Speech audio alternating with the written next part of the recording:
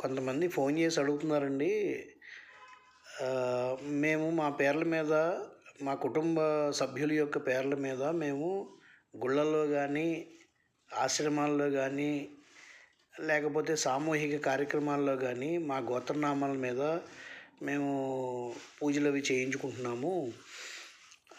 అలా చేయించుకుంటున్నటువంటి సందర్భంలో ఒక్కొక్కసారి మాకు మైల్ అనేది ఏదైనా వస్తే మరి మేము ఆ గోత్రనామాల మీద పూజ చేయించుకోవచ్చా, అలా చేయించుకుంటే అది మాకు ఫలిస్తుందా అని ఇక్కడ రెండు రకాలుగా చూడవలసి వస్తుంది. ఇక్కడ ఏంటంటే ఎవరైనా చనిపోయినప్పుడు మనకి అశౌచం అనేది వచ్చింది అంటే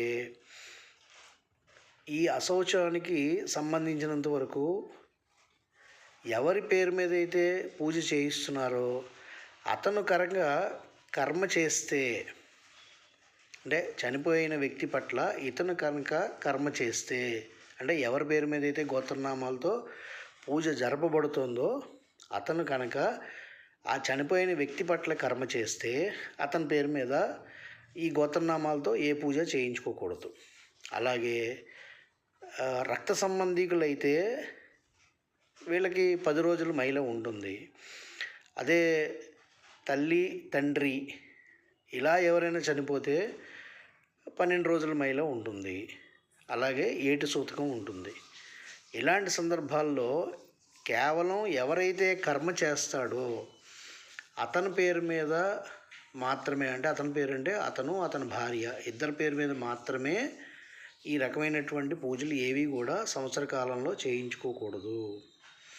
ఇది మళ్ళీ వాళ్ళ పిల్లలకు కానీ వాళ్ళ బంధువులకు కానీ ఎవరికి వర్తించదు. అలాగే అందుకనే దీన్ని ఇక్కడ ఏం చెప్తారంటే కర్త అనేది చెప్తారు. ఎవరైతే ఈ కర్మకాండ చేసేటటువంటి యోగ్యత కలిగి ఉంటాడో అతన్ని కర్త అంటారు. ఆ కర్త పేరు మీద మాత్రమే గోత్రనామాలతో ఏ గుడిలోనూ, అలాగే ఏ ఆశ్రమాల్లోనూ, ఏ సామూహిక వైదిక కార్యక్రమాల్లోనూ వీళ్ళు పూజలు చేయించుకోకూడదు, విశేష పూజలు చేయించుకోకూడదు. అయితే ఇంట్లో నిత్య పూజ నిరభ్యంతరంగా చేసుకోవచ్చు.